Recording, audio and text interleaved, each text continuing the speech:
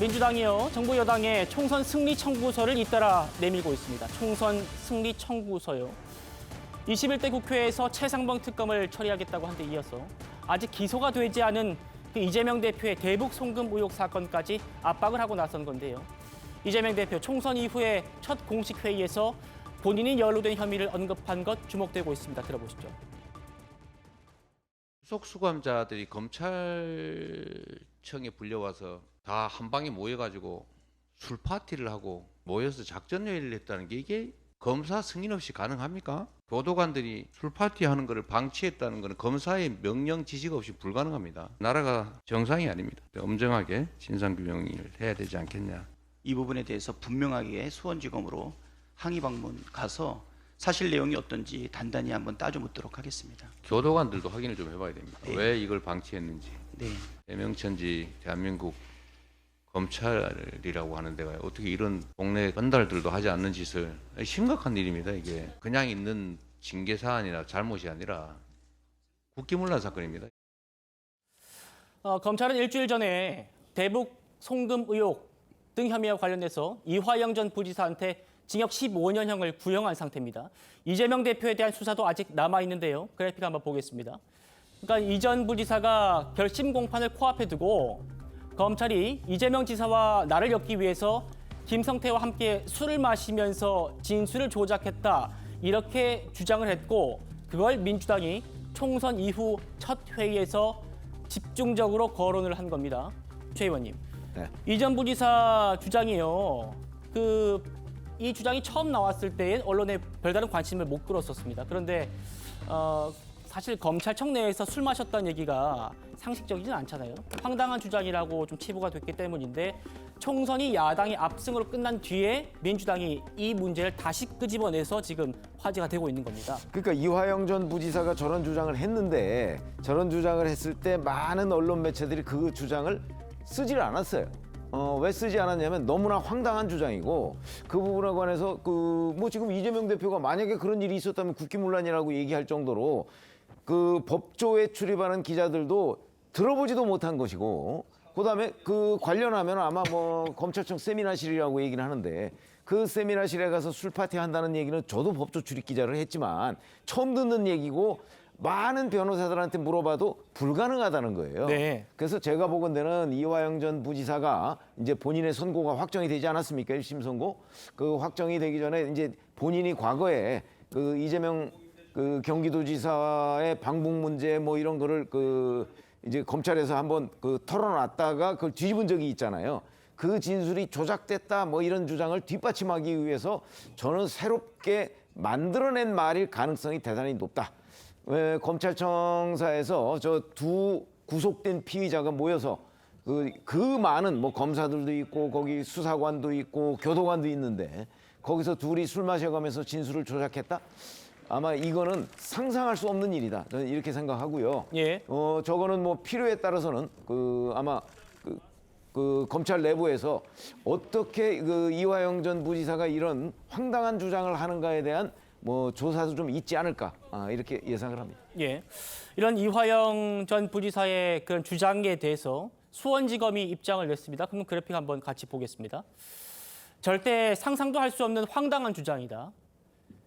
수사팀을 계속 음해하는 것이고, 법원의 재판에도 영향력을 행사하려는 매우 부적절한 재판 관여 행위다. 이렇게 지금 수원지검 이재명 대표의 대북 송금 의혹을 수사 중이죠. 수원지검이 지금 이렇게 입장을 낸 겁니다. 황당한 주장이라고요. 김 대변인님, 상식적인 얘기지만요, 검찰청 내에서 구속 수감자들끼리 술 파티를 벌이는 게 가능한가? 이런 일단 1차적인 생각이 들고요. 거기에 대해서 민주당이 오늘 이 총선 이후에 첫 회의 때 공론화하면서 이재명 대표뿐 아니라 여러 의원들이 이 문제에 대해서 언급을 했단 말입니다. 어떻게 해석할 수 있을까요? 상식적이라면 가능하지 않을 얘기인데, 또 이런 얘기들이 영화 속에서나 있을 법한 얘기들 아닙니까? 근데 지금 이 상황이 진실 게임 양상으로 이미 변질이 되어 있어요. 네. 그렇다면 이 상황에 대한 사실관계 확인을 해봐야 되는 거 아니겠습니까? 어쨌든 그런 일이 있었다라고 주장하는 사람과 그런 일이 없었다라고 주장하는 검찰의 얘기가 확연히 다르고 이 상황 자체가 이렇게 된다면은 감찰이든 수사든 필요한 실체 규명의 노력은 반드시 필요하다. 그런 부분을 오늘 이재명 대표가 지적한 거라고 보고요. 또 한 가지 말씀드리면 이화영 전 부지사가 법정에서 최후 진술을 이렇게 합니다. 검찰은 이재명 대표 구속이라는 목적을 달성하기 위해 저와 관련된 사람을 연행하고 압수수색하고 고통을 주며 신군부 때보다 더 강하게 수사했다. 이렇게 주장을 했어요. 그렇기 때문에 이런 일도 있을 수 있는 거 아니냐라고 의구심을 가질 수밖에 없다라고 지금 말씀을 드리는 것이고, 그렇다면 이제부터는 정확하게 이게 사실인지 아닌지 확인이 되면 어느 쪽이 재판에 영향을 주려고 했었는지가 분명하게 CCBB가 가려질 것이다. 그렇기 때문에 이 부분에 대해서는 시급하게 조사할 필요가 있겠다라는 생각이 드는 겁니다. 예. 자, 그럼 이건 어떻습니까? 쌍방울 그룹의 이 불법 대북 송금에 관여하고 지금 쌍방울에서 수억 원대 뇌물을 받은 혐의를 받고 있죠. 이화영 전 부지사가요. 그런 작년 6월에 이렇게 얘기를 했었습니다. 검찰 조사 받으면서요. 쌍방울이 북한에 돈을 대납한 사실을 이재명 대표한테 보고했다는 그런 취지로 진술한 건데, 전 변호사님, 네. 지금 민주당과 또 우리 김 대변인 말씀은 이런 의혹이 있으니까 확인해 보면 되지 않느냐라고 얘기를 하는데, 이화영 전 부지사는 지금 작년 6월에 이재명 대표에게 보고했다는 말을 뒤집었단 말입니다. 여기에 대해서는 또 어떤 또 생각을 좀 해볼 대목이 있는 것 같아요. 아니, 그러니까 저분이 검찰 조사를 받을 때 작년 6월까지는 뭐 이재명 대표한테 보고했다고 얘기를 하다가 왜 재판을 받으면서 그 이화영 지사의 부인 있잖아요. 부인이 변호사를 해임을 하고 그런 소란이 한 번 있었어요. 그다음에 접견을 하면서 했던 녹취록 또 나중에 보도가 되고 했었는데, 그 이후부터는 진술이 또 완전히 바뀌어 버리거든요. 이재명 대표는 아무런 관련이 없다는 식으로. 그러면서 지난 4일 날 뭐라 그랬냐면은 나는 그때 검찰로부터 회유를 정확히 말하면 김성태로부터 회유를 받았다는 거네요. 지금 그렇게 얘기를 하고 있는데, 저는 지금 무슨 회유를 받았다는 건지 잘 모르겠는데, 술 파티가 열리고 쌍방울 김성태 회장이 그러니까 북으로 돈을 보내 쌍방울 김성태 회장이 이재명이 구속돼야 돼, 뇌물죄에 엮여야 돼 이러면서 자기를 회유했다는 건데, 왜 김성태가 하는 회유에 자기가 넘어갔다는 건지, 검찰이 무슨 뭐 석방이라든지 그런 거를 조건을 달면서 회유를 했다면 본인이 넘어갈 수 있는데 본인은 술에 넘어가 가지고는 회유를 당해서 거짓말을 했다는 건지 그 상황을 잘 이해가 안 돼요. 술 파티가 벌어졌고 김성태가 본인을 회유해서 나는 넘어가서 거짓말을 했다는 건지, 일단 술 파티가 벌어졌다는 것도 구속된 피의자는 교도관의 시야에서 못 벗어나게 돼 있거든요. 필요하다면 교도관을 통해서 진실을 확인해 보면 될 것이고, 네. 저 회유를 받아서 내가 거짓말을 할 수밖에 없다고 얘기를 하는 것 같은데, 그것도 누구한테 무슨 회유를 받았다는 건지 그거를 좀 명확하게 해줬으면 좋겠어요. 검찰도 아니고 김성태로부터 회유를 받았다는 게 이재명을 구속해야 된다, 이재명이 뇌물을 받았는데 그게 왜 회유라는 건지 좀 이해가 안 가는 게 있어가지고는 상황 자체뿐만 아니라 그 회유를 받았다는 경위도 저는 납득이 안 갑니다. 예, 김 대변인 어떻게 발언 주시겠습니까? 네. 지금 이화영 부지사가 작년 9월에 옥중 편지에서 이렇게 썼습니다. 검찰의 별건 수사를 통한 추가 구속 기소 등 지속적 압박을 받으면서 이 대표가 관련된 것처럼 일부 허위 진술을 했다. 그래서 지금 전 변호사께서 말씀하신 것처럼 김성태에 의해서 회유가 된 것이 아니고요. 이 옥중 편지에서 보면 검찰의 별건 수사라든가 여러 가지 부당한 압력을 받아서 이렇게 거짓 진술을 할 수밖에 없었다라고 쓰고 있는 것도 있어요. 그렇기 때문에 일방적인 주장은 아니다, 이렇게 말씀을 드리겠습니다. 근데 네. 거짓 진술을 했다면 그거는 본인의 문제 아니에요? 본인이 왜 거짓 진술을 해요? 검찰이 뭐 그렇다고 그래서 과거처럼 무슨 고문을 하기를 했습니까? 뭘 어떻게 하기를 했습니까? 그리고 그때는 또 검찰이 회유를 했다고 해놓고서 지금은 왜 김성태 전 회장이 회유를 했다고 하죠? 앞뒤가 맞지 않고, 그리고 이게 뭐든지 다 상식적으로 움직여요. 거기에 교도관을 비롯해서 수많은 사람이 있었는데 예. 과연 거기서 김성태 전 회장이 술을 이화영 전 부지사한테 따라줘가면서 검찰에 이렇게 좀 얘기해 주세요라고 한 것이 그게 보안 유지가 된다고 생각하는 겁니까? 저는 상상이 안 됩니다. 근데 제가 예. 저도 좀 한 말씀 드릴게요. 가끔 이제 왜 검찰 관련된 교도소 안에 영화 좀 있죠. 보면 이제 거기 교도소 안에서 교도관들이 이제 방치라고 이제 봐줘가지고 막 제왕처럼 구는 사람들이 있어요. 일부 영화들이 그런 있죠. 묘사도 말도 안 되는 있죠. 얘기인데 이게 그런 것도 아닌데 가능할지 모르겠어요. 이건 저는 그래서 이걸 가지고 자꾸만 뭐 김 대변인하고 저기 전 변호사하고 둘이 서로 주장하는 건데 의미가 별로 없어요. 이건 저긴 빨리 조사해서 이런 일이 제가 볼 때는 안 일어날 것 같은데 일어났다고 자꾸 주장을 하니까 밝혀야죠. 밝히면 끝나는 겁니다. 서로 주장에 아무 소용이 없습니다. 여기서. 예. 그런데요, 지난 8일에 이화영 전 부지사에 대한 검찰의 15년형 구형이 있는 공판에서 이화영 전 부지사의 그 변호를 맡은 김현철 변호사가 이렇게 얘기를 했답니다. 이재명의 무죄를 주장한다. 그리고 이재명의 무죄가 이화영의 무죄를 의미하기 때문이다. 그래픽 준비되어 있으면 같이 한번 보겠습니다. 이 얘기입니다. 이화영 전 부지사의 변호인이 갑자기 이재명 대표의 무죄를 주장한다는 얘기를 해요. 저는 민주당도 아니고 이재명 대표 지지자도 아닌다라면서 이화영 변호인이 갑자기 이재명의 무죄가 이화영의 무죄를 의미하기 때문이다. 이렇게 얘기를 하고 있습니다. 김진욱 대변인, 제가 여쭤보고 싶은 거는 지금 이게 정말 증거에 따라서 진술에 따라서 재판이 진행되는 거라면 이화영 전 부지사의 진술 번복이 굉장히 많이 됐어요. 그리고 잠시 뒤에 저희가 보겠습니다만 그 부인이 이제 재판정에서 목소리를 외쳐가지고 또 재판이 또 휴정되는 뭐 그런 일도 있었고요.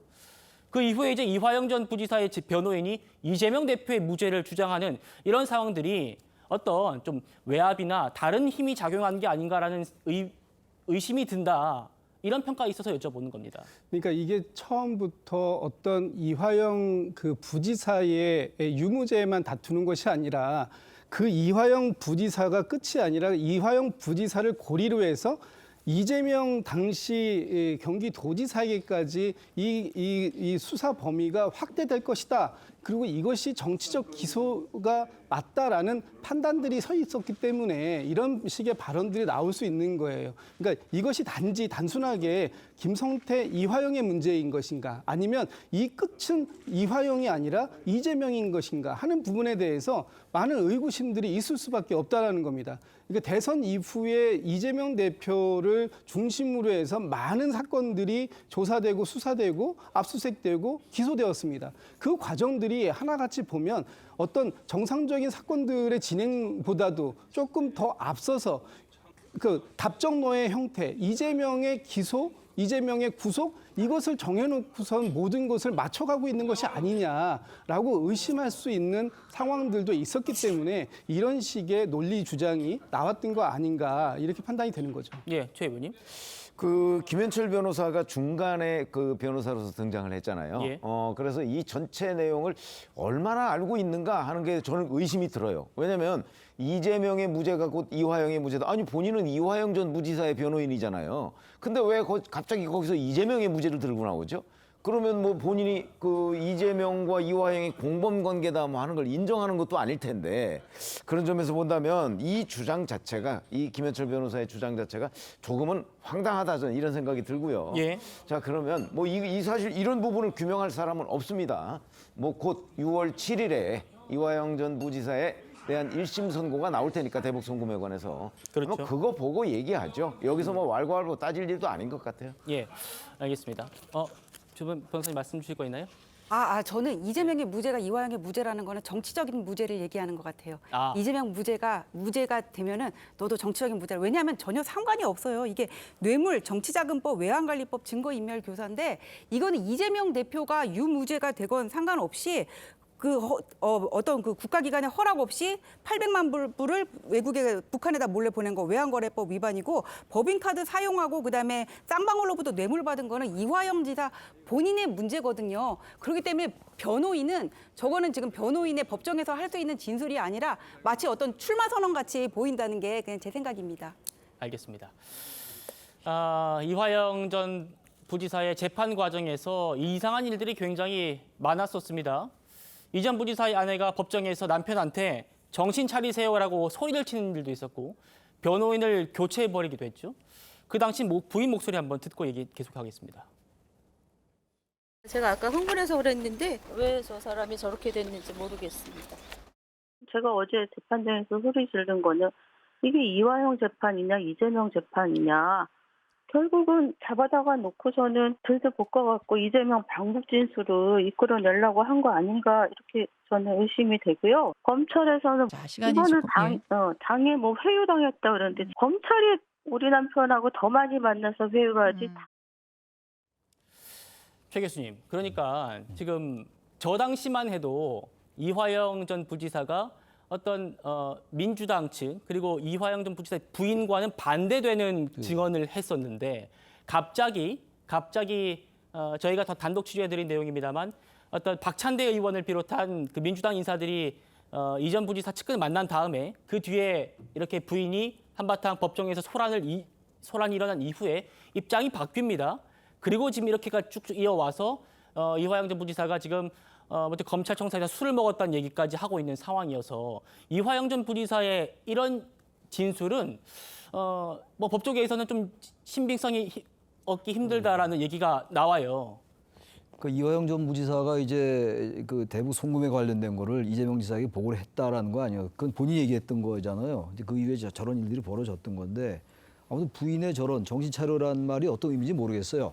그 뭐 유추할 수는 있겠습니다만 함부로 주장할 수는 없는 것 같고 그런 다음에 이제 이화영 전 부지사의 발언도 많이 진술이 번복되고 이러면서 지금 여기까지 온 거거든요. 전 그래서 이 부분은 아무리 얘기를 해도 이건 뭐 각자의 주장에 따라서 그 정황 증거를 갖다 대는 거거든요. 이런 거 정황이 이런 걸로 봐서는 이 사람 주장이 맞다. 정황이 또 저런 걸로 봐서는 이 사람 주장이 맞는 거다. 이렇게 주장이 되는 거기 때문에 결국 법원이 판단할 수밖에 없을 것 같아요. 그러나 단지 유추해 보건데 어쨌든 이화영 전 부지사의 부인이 저런 정신 차려 얘기하고 변호인 바뀌고 뭔가 민주당이 개입하는 것 같은 이런 정황은 분명히 있었어요. 그런 다음에 이화영 전 부지사의 발언이 진술이 많이 바뀌었단 말이에요. 예. 그러다 보니까 이제 이화영 전 부지사의 이재명 지사가 관련돼 있다라고 생각하는 사람들이 보기에는 뭔가 민주당에서 상당히 그 체계적으로 개입한 거 아니라는 의심을 하고 있는 건데 이 역시 재판관에서 밝혀질 거라고 생각합니다. 예. 알겠습니다. 이런 이 전 부지사의 재판 진행 과정이 과거에 한명숙 전 총리 재판과 매우 유사하다 그런 평가도 지금 동시에 나오고 있습니다. 한 전 총리 재판을 모르는 분들을 위해서 제가 좀 짧게 요약을 해드리겠습니다. 그때도 한 전 총리한테 불법 정치 자금을 주었다고 진술한 건설업자가 있는데 이분이 법정에서 진술을 번복을 했습니다. 그리고 이후에 수표를 비롯한 그 물증이 나오면서 대법관 13명이 만장일치로 한명숙 전 총리에 대한 유죄를 선고했죠. 그리고 이 건설업자, 말을 바꿨던 이 건설업자도 위증 혐의로 유죄 판결을 받았습니다.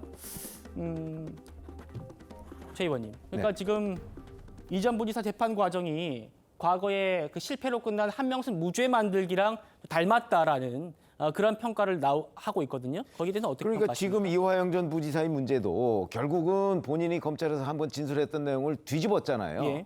뒤집었는데 그 중간에 이제 뭐 박찬대 최고위원이 이화영 전 부지사의 뭐 30년 지기를 만났다든가 뭐 이런 것들은 다 확인이 됐어요. 그리고 나서 뭐 그 이화영 전 부지사의 부인이 뭐 옥중 편지를 가지고 나오고 뭐 이런 것도 다 이상한 장면들이에요. 왜 그러냐면 그 전에는 그 굉장히 오랫동안 이화영 전 부지사가 구속 수감된 상태에 있었는데 그 당시까지만 해도 이런 정도의 민주당의 움직임 또는 부인의 움직임이 없었거든요. 그런데 이화영 전 부지사가 이재명 그 당시 경기도지사의 관계를 검찰에 털어놓기 시작한 뒤부터 이런 집중적인 그 작업이 있어요. 그러다 보니까 이걸 객관적으로 보면 결국 회유한 것 아니냐. 이화영 전 부지사 검찰에서 털어놓은 사실을 다시 뒤집기 위한 것 아니냐. 충분히 이런 저는 의심을 할 수 있다고 생각을 해요. 예. 그런데 그 과정을 현재 1심 재판부가 사실은 다 그 관찰을 하고 있었던 거거든요. 그렇기 때문에 이걸 가지고 뭐 왈가왈부하고 뭐 이화영 전 부지사가 또 이제 그런 것들이 안 먹히니까 작년 10월에는 재판부 기피 신청까지 했던 거 아니겠어요? 총선 전에 1심 선고가 안 나오도록 뭐 그거는 성공을 했습니다만은 어찌됐든 간에 그 지금 이제 구형이 이루어졌단 말이죠. 네. 그래서 판사가 이런 그 여러 가지의 이상한 장면들, 그다음에 뭐 본인의 진술이 나오고 번복하는 과정들 이런 것까지 다 관찰하고 난 뒤에 선고를 지금 하는 상황이기 때문에 네. 그 선고를 보면 물론 이건 1심입니다만은 1심 판사가 이런 전체적인 과정을 보고 어떤 결론을 내렸구나. 뭐 아마 그런 거를 우리가 충분히 그 예상할 수 있다고 저는 봅니다. 그런 예. 점에서 본다면 여기서 정치적 공방을 주고받는 것 그리고 이화영 전 부지사의 저런 주장이 정말 뭐 조사하자고 그러는데 아니 뭐 조사는 결국 검찰이 할 수밖에 없을 텐데 검찰이 조사하면 뭐 민주당이 믿겠습니까? 그런 점에서 본다면 일단 1심 선고를 보자는 게 제 생각입니다. 예. 결국 이제 1심 선고를 보자. 그 모든 그 뭐 재판 과정, 그러니까 이전 부지사 측이 재판 진술을 번복하는 과정 이런 것들을 가장 정확하게 봐왔던 분들이 재판부일 테니까 그 1심 재판부가 어떻게 판단하는지를 보자는 게 지금 최 의원님 말씀인데요. 반론은 드려야 될 것 같습니다. 김 대변인이. 일단 한명숙 전 총리의 그 재판처럼 뭔가 진술이 왔다 갔다 이런 정황이 있었는데 대법원에서는 한명숙 전 총리를 결국에는 유죄를 했습니다. 이런 것과 비슷하지 않냐, 구조가. 어떻게 바라보십니까? 그러니까 지금 한명숙 전 총리의 사건과 이 사건을 유사성이 있는 것으로 이렇게 흐름을 같이 가져가는 건 전 잘못됐다고 봅니다. 개별 사건입니다. 한명숙 총리의 사건과 이 사건이 같은 구조가 전혀 아니지 않습니까? 근데 이것을 마치 일련선상에 있는 것처럼 이렇게 하는 것 자체가 재판에 영향을 줄 수 있다. 그리고 의심은 할 수 있습니다. 그렇지만 의심은 증거가 아닙니다. 합리적인 증거로 재판을 해야 되는 것이 재판관의 역할인 것입니다. 그래서 이게 궁극적으로 이화영 부지사에 대한 재판인지 아니면 이것이 이재명 전 지금 대표를 목적지로 향하고 있는 재판인지 이런 것에 대해서는 국민들께서 따로 그 어떤 과정들을 지켜보시면서 평가하시지 않겠나 싶습니다. 알겠습니다. 반론 한번 기회 드리고요. 아니 근데 예. 한명숙 전 총리의 경우에는 그 1억 원짜리 수표가 한명숙 전 총리 동생 그 사용처에서 나왔잖아요. 그렇습니다. 결정적인 증거고요. 사실 이화영 전 부지사의 대북 송금 문제도 뭐 그렇게 1억짜리 수표 같은 결정적인 증거는 없지만 김성태 전 쌍방울그룹 회장과 이화영 전 부지사가 북한 측 관계자와 그 중국 선양에서 만난 사진도 있고 그 자리에 동석했던 안부수 아태협 회장의 증언도 있고 여러 가지가 있고 특히 김성태 전 회장이 그날 하루 동안 벌어진 일에 대해서 아주 상세하게 진술을 한 것이 있어요. 도저히 누가 봐도 이거는 그냥 만들어낼 수 없는 상황이라는 진술이 있거든요. 저는 뭐 그게 한명숙 전 총리의 1억 원짜리 수표라는 증거하고 크게 다를 바 없다 이렇게 봅니다. 알겠습니다. 이화영 전 부지사의 1심 재판 곧 나오거든요. 2달 뒤에 6월 7일입니다. 이때 1심에서 어떤 결과가 나오는지 여기에 따라서 이전 부지사와 사실상의 공범으로 지금 검찰은 보고 있죠. 이재명 대표의 기소 여부도 아마 결론 나지 싶습니다. 재판 지켜보도록 하겠습니다.